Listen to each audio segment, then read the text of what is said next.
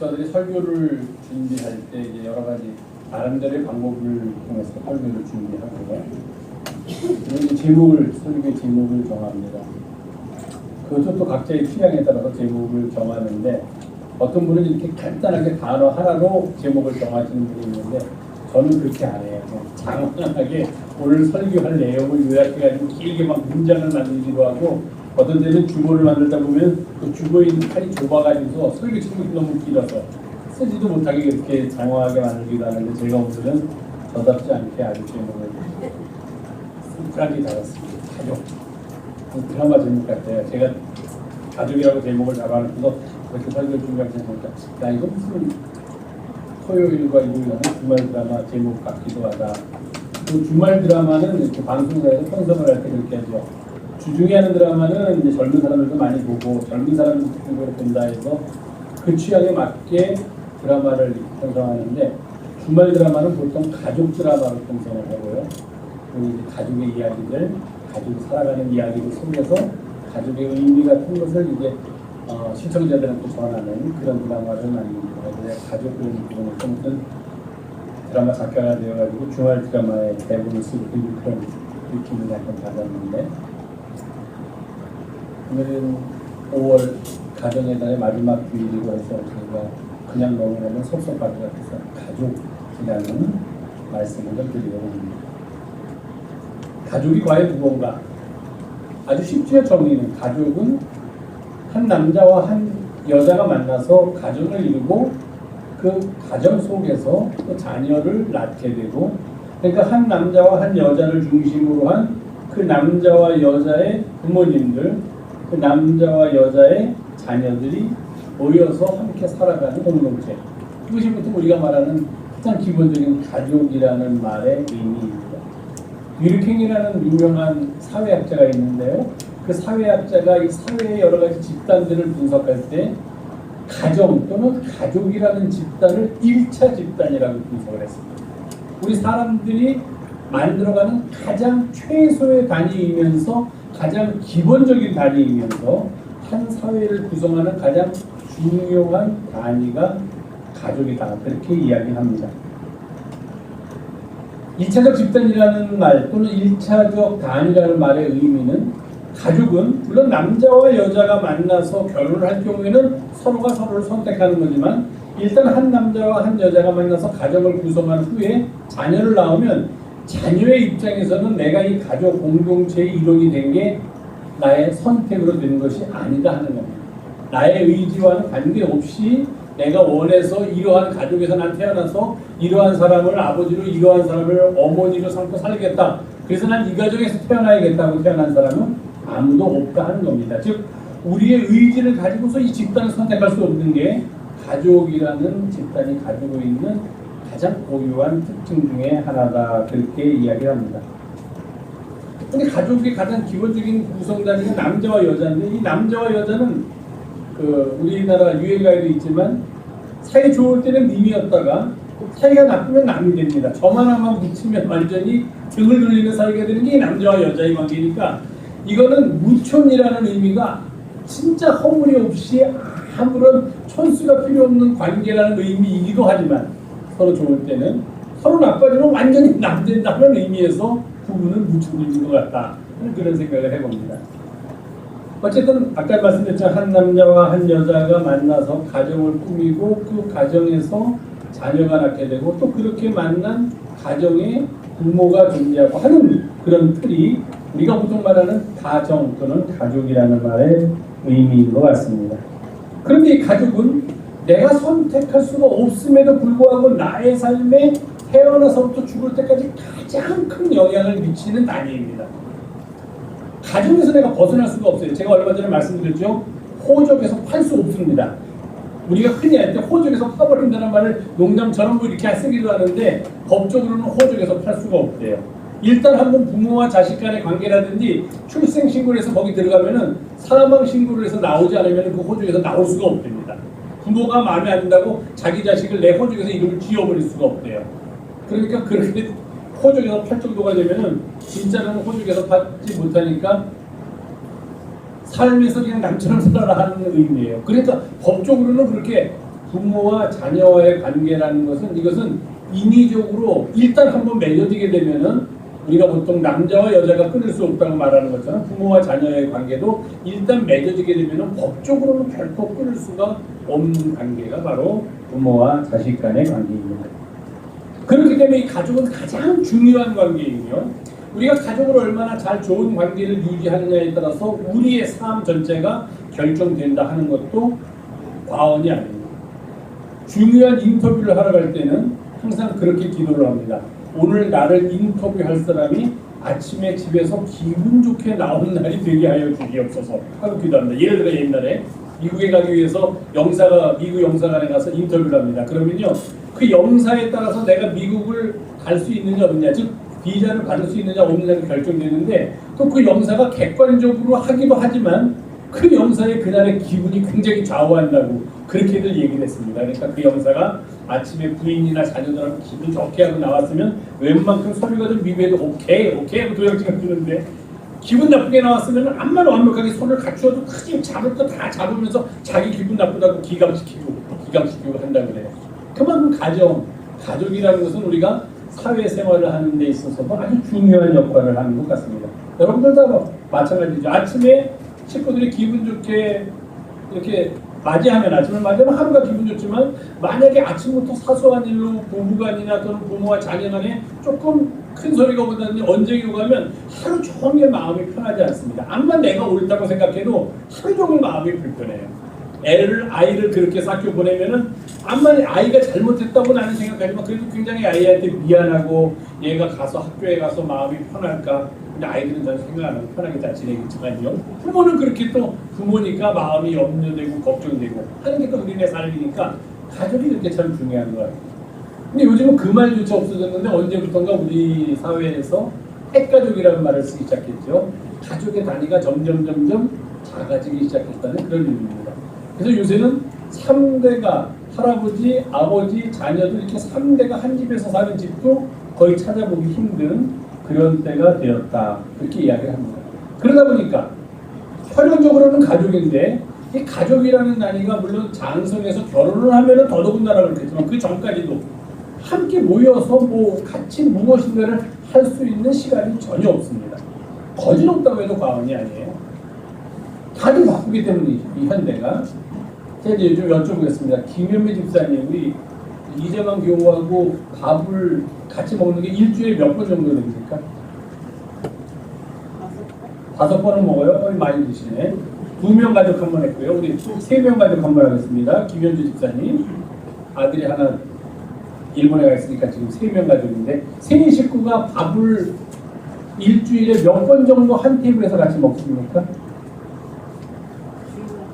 주일에 한 번, 일주일에 한 번. 이거 힘드네요. 그 다음에 4명 가족 하겠습니다. 김여는 집사님, 4가족이 한꺼번에 모여서 같이 식사를 하는 게 일주일에 어느 정도 됩니까? 한 분도 있을까 말까요? 예. 다들 그렇죠. 일어나는 시간, 출근하는 시간, 등교하는 시간이 다 다르고 일 끝나고 귀가하는 시간, 그러다 보니까 식사 시간이 다 다를 수밖에 없습니다. 밖에서 먹고 오는 경우도 있고 집에 와서 먹는다고 하더라도 식구마다 다른 시간에 먹을 수밖에 없는 게 우리들이 살아가는 현재의 모습이다 하는 겁니다. 옛날에는 그런 것 같아요. 옛날에는 텔레비전이 집에 하나밖에 없으니까 그런 표현이 있었어요. 저녁이면은 식구들이 단란하게 마루에, 옛날에는 마루라고, 거실을 마루라고 했죠. 마루에 앉아서 같이 이야기를 나누며 TV를 보기도 했다. 가능한 얘기인데 요새는 그것도 또 불가능합니다. 각 방마다 TV가 있으니까 마루에 한꺼번에 식구들이 모여서 거실에 모여서 TV를 보는 것은 아직 그런 경우는 거의 없습니다. 물론 보는 취향도 다르니까요. 원하는 채널도 다르니까 각각 원하는 채널을 보기 위해서이기도 하지만 다 다릅니다. 이게 현재의 가족의 모습입니다. 우리들이 살아가고 있는 삶의 모습이다 하는 겁니다. 그러니까 우리가 오늘은 제가 그래서 그리스도인으로서 이런 세상의 혈연관계로 살아가는 삶의 모습과 그리스도 안에서 오늘 본문이 우리에게 주는 말씀대로 하나님의 뜻대로 행하는 자가 내 형제요 자매라고 하신 주님의 말씀, 즉 그리스도의 가족으로서 살아가는 모습을 좀 말씀드리려고 합니다. 이러한 우리들이 보통 살아가는 혈연, 가족 관계가 그리스도인에게는 과연 어떤 의미를 있는가, 어떤 의미가 있는가 하는 것입니다. 오늘 본문 보면은요, 예수님께서는 가족에 대해서 조금 부정적으로 생각하셨나 보다 하는 그런 느낌이 들어요. 예수님하고 사람들이 앉아가지고서 뭐 하나님 나라 말씀도 전하고 이러고 있었는데 어떤 사람이 들어와서 예수님한테 지금 말하면 쪽지를 하나 보내줬습니다. 예수님이 이렇게 말씀하시다가 쪽지가 올라왔어요. 여기 보니까 선생님의 어머니와 선생님의 동생들이 지금 밖에 와 있습니다. 선생님을 뵙기로 원합니다. 어떻게 할까요? 그러면 저라면 그래요. 들어오시라고 해라. 들어오시라고 하고 또는 잠깐 쉬는 시간을 얘기를 하고 있었으면 쉬는 시간을 갖고 아이고 어머니 또는 동생들 이렇게 반갑게 맞이할 텐데 예수님이 그러지 않으셨다는 거예요. 그러더니 한다는 말이 누가 내 어머니고 누가 내 형제냐 누가 내 자매야. 이거 좀 심한 말이죠. 그러더니 나중에 하시는 말씀이 하나님의 뜻대로 행하는 사람이 내 형제요 자매다. 그렇게 얘기를 했다. 그렇게 성경은 우리들에게 전해줍니다. 어떤 사람들은 이 본문을 가지고서 뭐라고 얘기하느냐. 예수님은 이 세상에서 맺어진 혈연의 가족 관계를 깨뜨리려고 하신 분이다. 그렇게 설명하는 사람들도 있습니다. 그래서 그런 것들을 강조하다 보면은 사람들을 어떻게 잘못 인도하냐면 여러분들이 이 세상에서 맺고 있는 가족 관계는 사실 이 세상에 태어나는 것 이상이 아무런 의미가 없으니까 그런 거 다 버리고 우리 같이 모여서 우리만의 새로운 공동체를 만듭시다 하고서 새로운 공동체를 만든다 하면서 자기들만의 어떤 편파적인 공동체를 형성하는 경우를 우리 주변에서 간혹 보게 됩니다. 그런 공동체 안에서는 가족 간의 관계 이런 것들을 다 파괴합니다. 그런 것들을 파괴하는 근거가 되는 구절로 오늘의 본문 같은 구절만 뽑아가지고서 자바라 예수님도 이렇게 형제 자매 또는 어머니에 대해서 새롭게 정의를 내리지 않았느냐 그렇게 얘기합니다. 사실 예수님하고 예수님의 친족들하고는 사이가 별로 안 좋았습니다.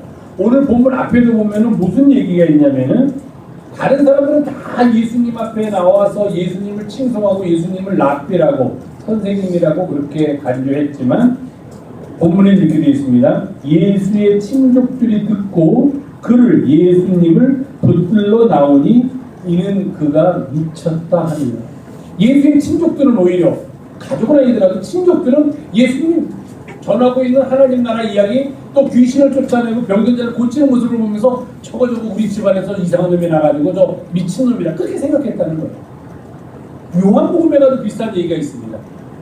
요한복음에 예수님이 갈릴리에서 다니시면서 유대에는 가시지 않았어요. 왜 안 갔느냐? 유대에서는 예수님을 어떻게든지 잡으려고 예수님을 적대하는 사람이 모여서 음모를 꾸미고 있기 때문에 유대 땅에는 잘 가시려고 하지 않았습니다. 그랬더니 예수님의 형제들이 예수님을 찾아와가지고 야 어떤 사람이 자기의 큰 뜻을 펴려고 하는데 그러면 세상 넓은 데로 나가서 세상 사람들 많은 데로 가서 뜻을 펴야지 거기가 위태롭다고 해서 한쪽에 숨어가지고 뜻을 펴는 사람이 어디 있느냐? 너도 그렇게 네 뜻을 피우고 싶으면 유대로 가라. 그렇게 얘기를 했다는 거예요. 그 까닭은 그 형제들 예수님을 믿지 않기 때문에 불신했기 때문이다. 그렇게 성서에 요한복음 10장에 보면 기록되어 있습니다. 제자들은 또는 우리들은 예수님을 따랐지만 오히려 옆에 있는 가족들은 예수님에 대해서 좀 좋지 않은 감정을 갖기도 했고 또 오늘의 본문처럼 예수님도 가족들에 대해서 이렇게 호의적이지 않았나 하는 그런 의심을 줄 만한 그런 일들이 간혹 가다가 있었다는 겁니다. 그래서 예수님께서 그런 말씀하셨죠. 선지자가 다른 곳에서는 다 대접을 받는데 고향에만 돌아가면 대접을 못 받는다.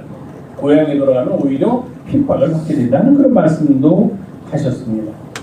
그러나 이것이 가족에 대한 예수님의 생각도 예수님의 생각의 전부는 결코 아닙니다. 예수님은 혈연 관계로 맺어진 가족 간의 관계를 결코 깨뜨리거나 그 관계를 무시하시려고 하신 그런 분이 아니라는 겁니다. 다 아시겠지만 예수님의 마리아, 자기 어머니 마리아에 대한 사랑과 연민은 그가 십자가에서 마지막 숨을 거둘 때까지 결코 그에게서 사라지지 않았습니다.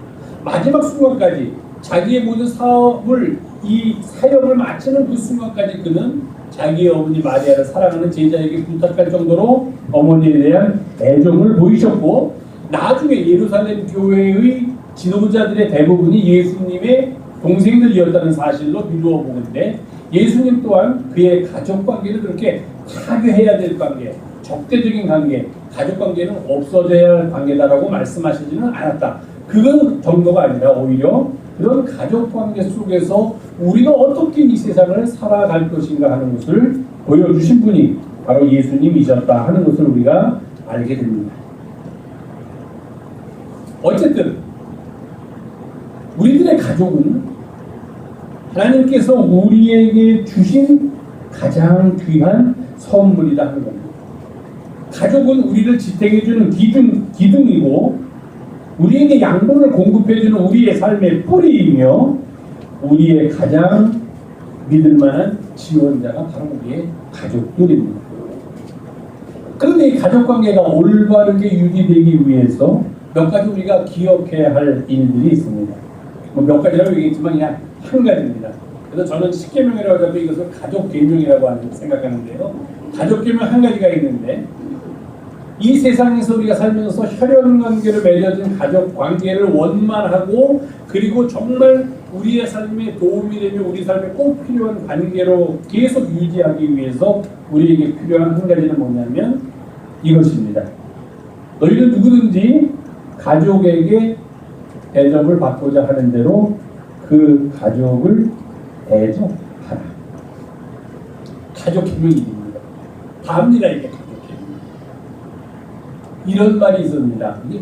이런 말인지 노래 가사인지 모르는데, 어머니는 그래도 되는 줄 알았습니다. 그런 얘기가 있어요. 아마 이게 무슨 시인이 쓴 시에 나오는 것 같아요. 제가 정확하게는 모르지만 어머니는 그래도 되는 줄 알았습니다. 그러니까 어머니는 다른 식구들이 다 밥을 먹고 난 다음에, 옛날에 그랬었죠. 다 먹고 난 다음에 거기 먹고 남은 반찬과 그런 것들로 밥을 먹어도 되는 줄 알았습니다. 어머니는 엄동설안에 모든 가족들의 빨래를 가지고 나가서 찬물에서 그 빨래를 해도 되는 줄 알았습니다. 그런 시가 있었던 것 같아요. 어머니는 그래도 되는 줄 알았습니다. 나는 절대로 그러진 않았지만 어머니가 하는 것은 괜찮은 줄 알았다는 그런 시입니다. 다르게 표현하면 가족이기 때문에 그래도 되는 줄 알았습니다. 저는 이렇게 표현하고 싶어요. 가족이기 때문에 조금 막 대해도 되는 줄 알았습니다. 가족이기 때문에 감사하지 않아도, 가족끼리 무슨 감사야, 나 뜨겁게 감사하지 않아도 되는 줄 알았습니다. 가족이기 때문에 나에게 베풀어주는 호의나 사랑을 당연한 것으로 여겨도 되는 줄 알았습니다. 이게 우리의 고백이 돼야 한다는 거예요. 가족 관계는 저절로 이루어지는 관계가 아니에요. 우리는 가족이기 때문에 당연하게 여기는 것들을 우리가 노력을 해야 된다는 사실을 간혹 가다가 잊어버리고 살아간다는 거예요. 가족이기 때문에 내가 막대해도 된다고 생각하는 거예요. 가족이기 때문에 남들한테는 감히 할 수 없는 일들을 해도 가족이기 때문에 이것은 용서될 수 있다, 또는 그냥 받아들여 줄 수 있다라고 생각하면서 살아가고 있는 거예요. 가족이기 때문에. 가족이기 때문에 오히려 더 잘해야 되는데, 가족이기 때문에 오히려 막 하면서 그것이 당연한 줄로 알고 살고 있는지도 모른다는 겁니다. 그 가족이라는 단어가 우리들로 하여금 우리의 관계를 그렇게 일그러뜨리고 있는지도 모릅니다. 가족한테는 더 잘해야 되는데 가족한테는 막 하면서 남한테는 잘하는 그런 삶이 우리들의 삶의 모습이 아니고, 그런 생각을 늘 합니다. 그래서 저는 가족계명이 이런 겁니다. 너희는 누구든지 가족이 나에게 무엇인가를 해주기를 원하는 대로 그 사람에게 먼저 해줘. 이것만 하면은, 이거는 가족관계뿐만 아니라 우리 모든 사람들의 삶을 규정하는 정말 가장 율법과 선지자의 대강령인데요. 가장 근거 업조 같은 황금률입니다. 너희는 남에게 대접을 받고자 하는 대로 남을 대접하라는 그 말씀은. 그러니까 이 말씀이 절실하게 필요한 데가 바로 가족관계가 아닌가 하는 그런 생각을 해봅니다. 여러분, 가족이라고 해서 자녀라고 해서 함부로 대해서는 안 된다. 항상 잊어서는 안 됩니다. 가족이라고 해서 나에게 베풀어주는 호의와 사랑을 당연한 것으로 그냥 건성으로 넘어가서는 결코 안 됩니다. 가족이라고 하더라도 늘 감사해야 합니다. 가족이라고 하더라도 늘 고마워해야만 합니다. 가족이라고 하더라도 그 관계를 유지하기 위해서 마치 다른 사람과의 관계를 유지하기 위해서 우리가 늘 애쓰는 것처럼 가족도 그 관계를 유지하기 위해서 늘 애써야만 합니다. 가족은 절대로 저절로 유지되는 관계가 아니라는 것을 잊지 말아야 한다는 것입니다. 가족에게도 미안해할 줄 알아야 되고, 가족에게도 감사할 줄 알아야 되고, 가족에게도 예의를 갖출 줄 알아야 합니다. 그러한 가족이 가장 아름다운 가족, 우리가 원하는 가족의 모습입니다. 그럼 그리스도인들은 이런 혈연적인 가족 간의 관계 말고 오늘 예수님께서 말씀하신 대로 누구든지 하나님의 뜻대로 행하는 자가 내 형제요 자매다, 그런 말씀을 하셨습니다. 예수님께서 말씀하신 또 다른 가족이 우리에게 있습니다. 그 가족은 어떤 가족이냐?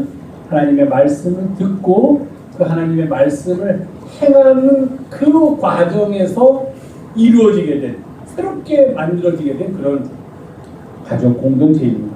이러한 가족 공동체는 몇 가지 특징을 갖고 있습니다. 그 특징 중에 하나가 공통의 경험입니다. 우리들의 공통의 경험입니다. 우리가 이렇게 주일날 모여서 함께 예배하고 같이 식사를 하고 하는 이런 공통의 경험이 축적되는 가운데 우리는 알게 모르게 서로에 대해서 연민을 갖고 서로에 대해서 사랑을 갖게 되고 서로를 돕게 되고 서로를 위해서 기도하는 그런 삶의 또 다른 경지 속으로 들어가게 됩니다. 우리는 이미 들어와 있습니다.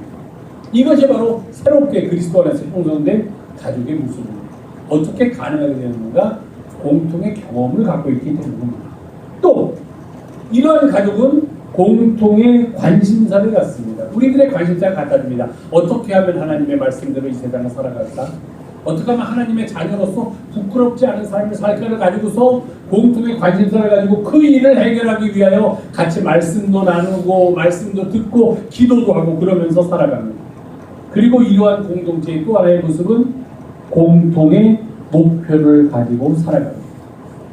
이러한 것들을 통해서 공통의 경험과 공통의 관심사와 공통의 목표, 이 땅에 하나님의 나라를 이루어간다는, 예수 그리스도의 제자로서 이 땅을 살아간다는 공동의 목표를 가지고 살아감으로써 우리는 또 다른 가족의 관계를 형성하게 된다는 것입니다.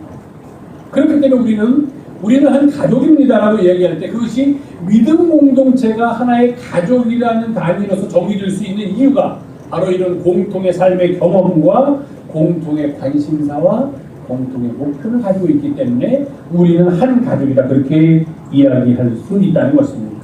우리 모두는 예수 그리스도 안에서 같은 삶의 경험을 나누고 있으며 이 땅에 하나님의 나라를 이루어가는 일에 일조하려는 공동의 목표를 가지고 모였으며 그런 목표와 경험 속에서 우리는 관심사 또한 서로 대동소이하다는 사실을 알게 됩니다. 하나님의 말씀을 듣고 그 말씀을 이 땅에 실천하면서 행하면서 살려고 하는 이들이 그런 하나님의 말씀을 실천하는 것을 삶의 목표로 삼으며 함께 모여 예배하고 함께 모여 같이 봉사하고 함께 모여 같이 친교 나누는 가운데 그렇게 삶을 나누면서 한 길을 걷고 있는 가운데 우리는 예수 그리스도 안에서 한 가족이 된다는 것입니다. 예수 그리스도 안에서 한 믿음 공동체로서 마치 가족처럼 살아가게 된다는 것입니다. 그런 의미에서 우리 모두는 예수님께서 말씀하신 대로 모두 다 형제요, 자매요, 부모요, 자녀가 될 수 있다는 것입니다.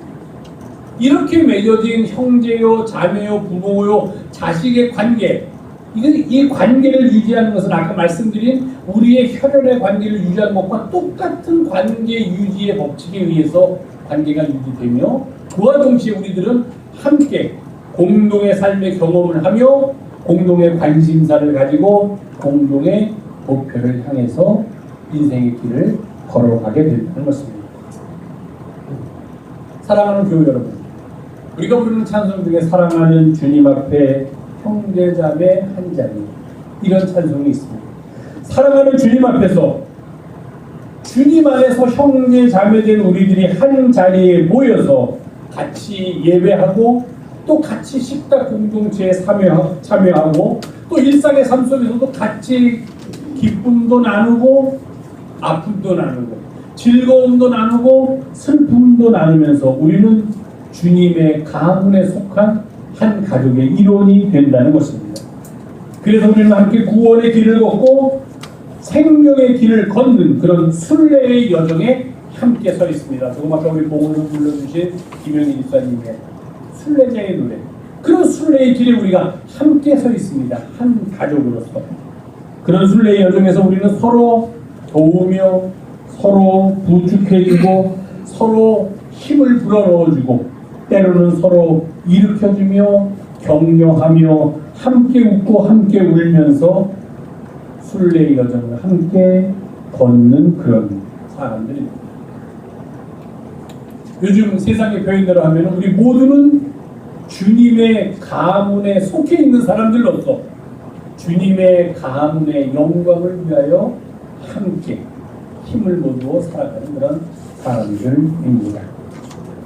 이것이 우리를 서로가 서로를 느끼는 가족으로 만들어주는 가장 귀중한 힘이요, 가장 귀중한 능력으로 우리 가운데서 역사하게 된다는 겁니다. 우리 말하기는 우리 사랑하는 영성의 가족 여러분, 여러분들의 하나님께서 맺으신 혈연의 가족들도 하나님 안에서 선하고 아름다운 가정을 만들기 위해서 늘 애쓰고 늘 서로를 배려하고 보듬어 주면서 서로의 입장에 서주고, 그게 제일 중요하죠. 저 사람의 입장에 내가 서주고 그런 입장에 서주고 하면서 아름다운 가정을 만들어 가시기 바랍니다. 그리고 그러한 가족들이 모여서 우리가 함께 이렇게 또 만들어 가고 있는 조금 큰 가족, 우리 영성이라는 믿음 공동체도 하나님의 은혜 가운데 우리 모두가 서로 가족이 되어서 한 가지 삶의 목표를 같이 정하고, 그래서 그런 목표를 이루기 위해서 함께 삶을 나누며 삶의 경험을 나누는 그런 길에 들어서 있다. 우리가 함께 그 길을 걷고 있다는 그런 마음을 가지시고 또 함께 그 길을 걸으면서 우리 영성 공동체야말로 주님의 가문으로서도 가문을 빛내고 가문의 영광을 위해서 살아가는 하나님의 자녀들, 하나님의 백성들, 하나님께서 선택하신 가족이 되기를 주님의 이름으로 부탁을 드립니다. 기도하겠습니다.